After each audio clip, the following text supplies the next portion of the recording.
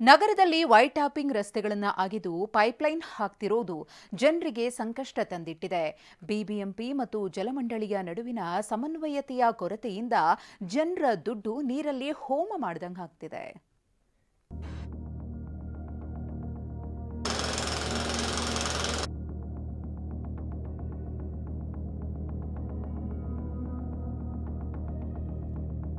White topping ರಸ್ತೆಗೆ ಜಲಮಂಡಳಿ ಕಂಟಕ, ಎಲ್ಲೆಡೆ ಮಣ್ಣು, ಕಾಂಕ್ರೀಟ್ ಅವಶೇಷ.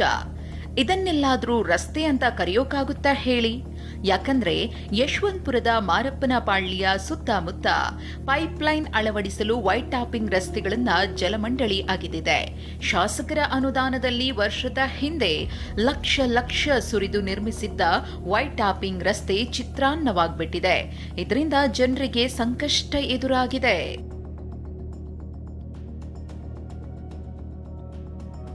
ವಾಹನಗಳ ಸಂಚಾರಕ್ಕೆ ಅಡಚಣೆ ಉಂಟಾಗ್ತಿದ್ರೆ ಇತ್ತ ರಸ್ತೆ ಕಂಪ್ಲೀಟ್ ಆಗಿದಿರುವುದು ಜನರಿಗೆ ಸಮಸ್ಯೆ ತಂದಿಟ್ಟಿದೆ.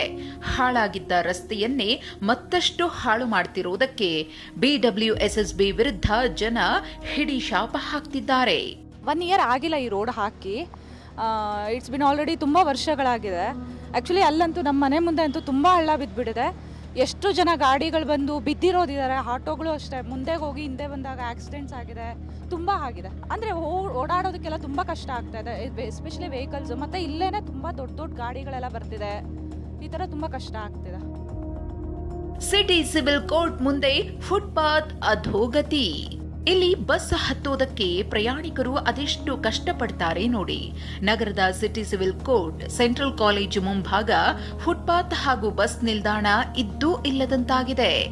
ಎಲ್ಲಂದ್ರಲ್ಲಿ ಇಟ್ಟಿಗೆ, ಉಸುಕು, ಮಣ್ಣು ತುಂಬಿದ್ರಿಂದ ಪ್ರಯಾಣಿಕರು ಇದನ್ನ ಫುಟ್ಪಾತ್ ಮತ್ತೆ ಇಲ್ಲಿರೋದನ್ನ ಬಸ್ ನಿಲ್ದಾಣ ಅನ್ನೋದನ್ನೇ ಮರ್ತಿದ್ದಾರೆ.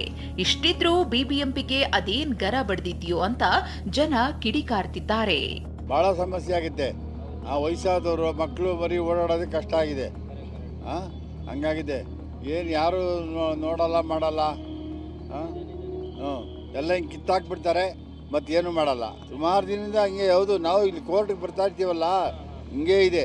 ಕನಿಷ್ಠ ಪ್ರಮುಖ ಜನನಿಬಿಡ ಪ್ರದೇಶಗಳಲ್ಲಾದರೂ ಪಾಲಿಕೆ ಫುಟ್ಪಾತ್ ಬಸ್ ನಿಲ್ದಾಣಗಳನ್ನು ಸರಿಯಾಗಿ ನಿರ್ವಹಿಸಬೇಕಿದೆ.